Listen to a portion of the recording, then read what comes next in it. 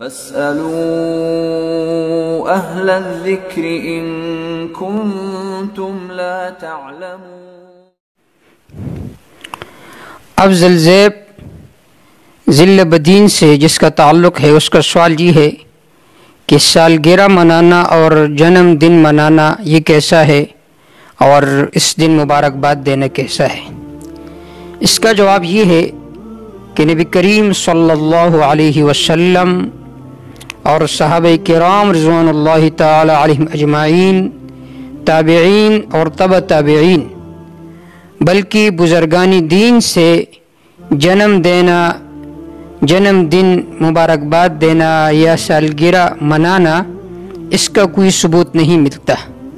یہ غیر قوموں کا طریقہ ہے، اس کو اپنانا جائز نہیں ہے، لہٰذا اس موقع پر مبارکباد دینا بھی درست نہیں ہے، کیونکہ قرآن مجید میں اللہ رب العزت کا ارشاد ہے وَمَن يَتَّبِعْ غَيْرَ الْإِسْلَامِ دِينًا فَلَن يُقْبَلَ مِنْهُ، جو دین اسلام کے علاوہ کوئی اور راہ اختیار کرے گا، کوئی اور مذہب کا کلچر اختیار کرے گا، فَلَن يُقْبَلَ مِنْهُ، اللہ رب العزت کبھی اسے قبول نہیں فرمائیں گے، بلکہ آخرت کے دن میں وہ سب سے بڑا خسارہ اٹھانے والوں میں سے ہوگا۔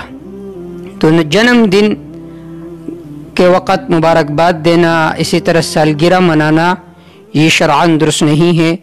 واللہ تعالی اعلم بالصواب۔